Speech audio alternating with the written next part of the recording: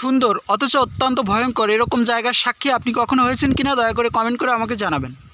S travel created by S M Shubho. প্রাকৃতিক সৌন্দর্যের লীলাভূমি বাংলাদেশ ভ্রমণের আমরা এখন আছি দক্ষিণ খুলনার প্রত্যন্ত একটি গ্রাম দাকব থানার একটি গ্রামে, যেখান থেকে সুন্দরবনের দূরত্ব অত্যন্ত কাছে। সকালবেলার এই মাঠটি খোলা, এই মাঠটির প্রাকৃতিক দৃশ্য আপনারা একবার দেখুন। আমি আপনাদের এই সকালবেলায় এই মাঠটির প্রাকৃতিক দৃশ্য আপনাদের একটু দেখানোর চেষ্টা করছি। আপনারা দেখলেই বুঝতে পারবেন কতটা সুন্দর এবং বৈচিত্র্যময় এই জায়গাটি।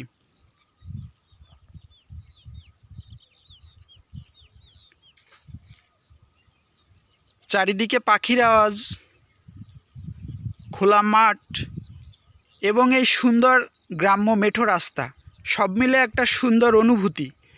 এই অনুভূতির মাঝেও কিছু কিছু ভয়ঙ্কর ঘটনা এই মাঠটিতে ঘটে থাকে, সেই বিষয়ে আমি আজ আপনাদের সামনে শেয়ার করব। দেখুন এই বরই গাছটা আপনারা দেখুন, আপনারা ভালোভাবে খেয়াল করুন। কালকে যে ঘটনাটা এখানে ঘটেছে সেটাই আপনাদের সামনে বিস্তারিত আমি আলোচনা করার চেষ্টা করছি। এই যে জায়গাটি আপনারা দেখছেন, প্রথমে এই জায়গাটির পরিবেশ সম্পর্কে আপনাদের আরেকটু বলে রাখি। দেখুন এপাশে হচ্ছে ফসলি মাঠ। কিছুদিন আগেও এখানে কিন্তু তরমুজের ক্ষেত ছিল, যদিও এখন তরমুজ শেষ হয়ে গিয়েছে, তাই এখন ফাঁকা মাঠ। এখানে শুধু গরু মহিষ চড়ানো হয়, কৃষকেরা এখানে গরু মহিষ চড়িয়ে থাকেন। আর এই যে মেঠো রাস্তা, মাঠের পাশে মেঠো রাস্তা, তারপরে এই সুন্দর ছোট্ট খাল।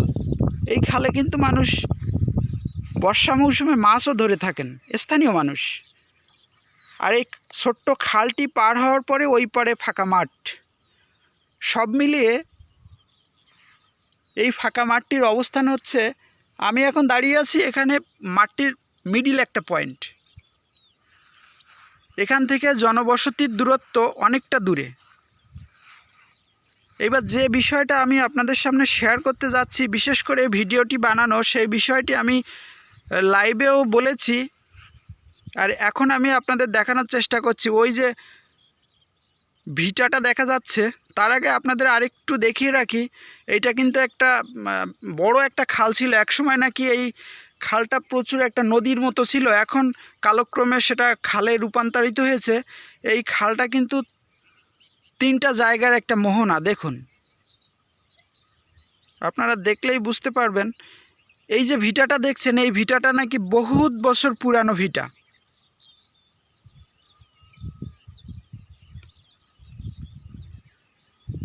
এই ভিটায় নাকি অস্বাভাবিক কিছু মানুষ লক্ষ্য করে থাকে।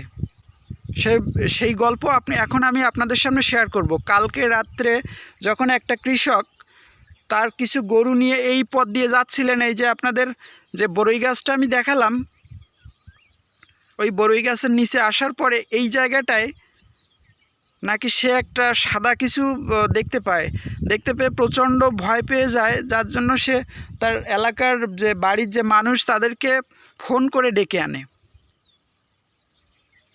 এই হচ্ছে সেই ঘটনা এইখানটা। তাছাড়াও প্রচুর পরিমাণে এইখানের ভৌতিক অভিজ্ঞতা রয়েছে। এগুলো যদি আপনারা জানতে চান তাহলে অবশ্যই আমাদের এই ছোট্ট চ্যানেলটিকে সাবস্ক্রাইব করবেন এবং কমেন্টে জানাবেন আপনি কি এই জায়গা সম্পর্কে জানতে চান কি না। যদি জানতে চান তাহলে অবশ্যই আমি আপনাদের সাথে শেয়ার করব, এবং আপনার জীবনে কোনো ভৌতিক অভিজ্ঞতা আছে কি না সেটাও দয়া করে আমাকে জানাবেন। দেখুন, আরেকটা বিষয় আপনাদের সামনে একটু শেয়ার করে রাখি। এই জায়গাটি ভৌতিক হওয়ার কারণটা হচ্ছে যে, প্রাথমিক যে কারণ, মনস্তাত্ত্বিক কারণটা বলতে গেলে এই মাঠটার চারিদিকেই হচ্ছে ফাঁকা। আর এইখানে আসলে আমি যে এতক্ষণ আছি এখানে কিন্তু একটা মানুষেরও দেখা পাইনি আমি। আর সাধারণত আরেকটা কথা আমি আপনাদের বলি, সেটা হচ্ছে দেখুন এই গাছটা, দেখুন এই গাছটার একটা পাতাও কিন্তু নড়ছে না। অথচ আপনাদের এইবার আমি দেখানোর চেষ্টা করছি, ওই পারে ওই যে কলার ঝাড়টা রয়েছে বা কলা বাগানটা রয়েছে, বাগান বলবো না, বেশ কিছু কলা গাছ একত্রে রয়েছে, তার পাতাটা দেখুন, আপনি ভালোভাবে খেয়াল করুন, দেখলেই বুঝতে পারবেন ওই কলা গাছটা মনে হচ্ছে যে প্রচুর পরিমাণে বাতাস হচ্ছে, সবসময় এরকম হতেই থাকে। বিশেষ করে দুপুরবেলা এবং সন্ধ্যার পরে এই জায়গাটি মানুষ অ্যাভয়েড করে, এখানে কেউই আসতে চায় না। এই ভয়ঙ্কর জায়গার অভিজ্ঞতা সম্পর্কে আপনি পুরোপুরি শুনতে চাইলে বা লাইভ দেখতে চাইলে অবশ্যই আমার এই এস ট্রাভেল মুড চ্যানেলটি সাবস্ক্রাইব করে আমার পাশে থাকুন এবং আপনি কমেন্টে লিখুন এরকম অভিজ্ঞতা আপনার সাথে কখনো ঘটেছে কিনা। ধন্যবাদ সবাইকে, ভালো থাকবেন, সুস্থ থাকবেন এবং এস ট্রাভেল মুডের সাথে থাকবেন।